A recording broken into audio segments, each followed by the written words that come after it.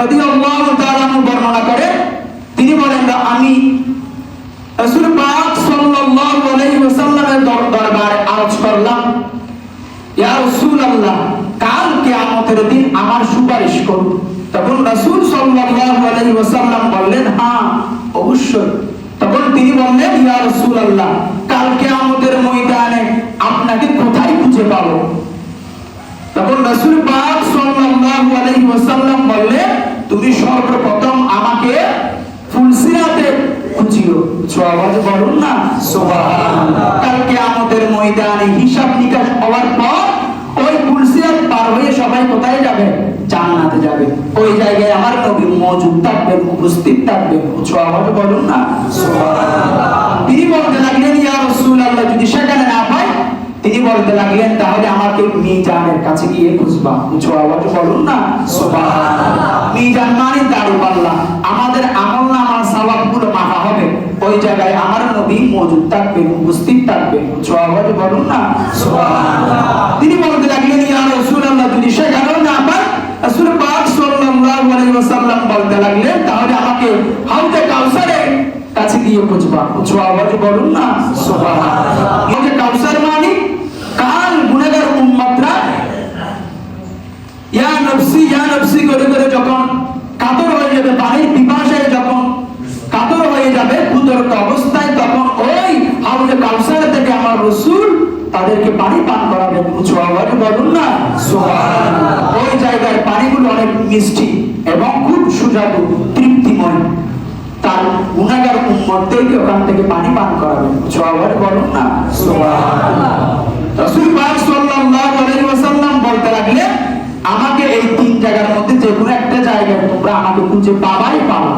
এই জায়গার তিন জায়গার মধ্যে যে কোনো একটা জায়গার মধ্যে, জায়গাগুলোর মধ্যে আমার রাসূল তার গুনাহগার উম্মতরা যখন আটকে যাবে, সেখানে মহান আল্লাহ তাআলার কাছে সুপারিশ করার জন্য তিনি এখানে উপস্থিত থাকবেন। আওয়াজ বলুন না সুবহানাল্লাহ। তাই কেউ সন্তানের প্রতি আগ্রহী, কেউ ধন সম্পদের প্রতি আগ্রহী, কেউ সুস্থ শান্তির প্রতি আগ্রহী, বা রাসূল পাক সাল্লাল্লাহু আলাইহি ওয়াসাল্লাম আমাদের কল্যাণের আগ্রহী, আমাদের ভালোর আগ্রহী। আওয়াজ বলুন না সুবহানাল্লাহ। কেউ সন্তান চায়, কেউ ধন সম্পদ চায়, আবার কেউ সুখ শান্তি চায়। আমার রাসূল কি চায়? আমার রাসূল শুধু আমাদের ভালোটাই চায়। আওয়াজ বলুন না সুবহানাল্লাহ। নিজের উম্মতের উপর তার যত ভালোবাসা, তা অন্য কোনো কিছুর প্রতি আগ্রহী নয়। আমার রাসূল সবচেয়ে যেটা প্রথমে চায়, সেটা হলো তার গুনাহগার উম্মতদের ভালো, তার গুনাহগার উম্মতরা যাতে জান্নাতের মধ্যে যায়। আওয়াজ বলুন না সুবহানাল্লাহ। আমার রাসূল শুধু এটাই চায়। আমরা তো একজন এক একটা চাই, কেউ সন্তান চাই, কেউ সম্পদ চাই, কেউ কি চাই? সুখ শান্তি চাই। আমার রাসূল শুধু আমাদের ভালোটাই চাই।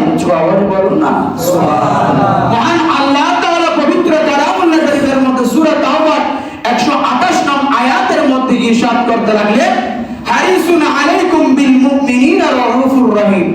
তিনি তোমাদের কল্যাণকামী এবং মুমিনদের প্রতি স্নেহশীল ও দয়ালু। আওয়াজ বলুন না সুবহানাল্লাহ। কথাটা শুধু আমি বলতেছি না, মহান আল্লাহ তাআলা পবিত্র কালামুল্লাহ শরীফের মধ্যে সূরা তাওবার 128 নং আয়াতের মধ্যে বলতে লাগলেন, হারিসুন আলাইকুম বিল মুমিনিনা রাউফুর রহিম। তিনি তোমাদের কল্যাণ চায়, তোমাদের ভালোটাই চায়, তোমরা গুনাহ থেকে বাঁচো এবং জান্নাতে যাও। আমার রাসূল শুধু এটাই চায়, এবং তিনি মুমিনদের প্রতি স্নেহশীল ও দয়ালু। সেজন্য গুনাহগার উম্মতরা কাল কিয়ামতের ময়দানে যে তিনটে জায়গার মধ্যে আটকে যাবে, ওখানে আমার রাসূল উপস্থিত থাকবে। আওয়াজ বলুন না সুবহানাল্লাহ। আমরা সবাই তিনটি জায়গার মধ্যে আটকে যাব। এক নাম্বার ফুলসিরাত, পার হতে যাওয়ার সময় পড়ে যাবে। নাম্বার 2 দাড়ি পাল্লা, গুনাহ যখন মাপবে ওখানে আমরা আটকে যাব। নাম্বার 3 হাউজে কাউসার, ওখানে আমরা পানির পিপাসায় আমরা কাতর হয়ে যাব। ওই তিনটি জায়গায়, যে তিনটি জায়গা তার গুনাহগার উম্মতরা আটকে যাবে, অসহায় হয়ে যাবে, সেখানে আমার রাসূল উপস্থিত থেকে মহান আল্লাহ তাআলার পক্ষ থেকে সুপারিশ করে জান্নাতের মধ্যে তার গুনাহগার উম্মতদেরকে ঢুকাই দিবেন। আওয়াজ বলুন না সুবহানাল্লাহ।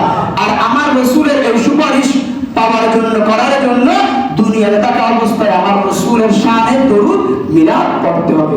আওয়াজ বলুন না সুবহানাল্লাহ। আজ থেকে যেখানে যাই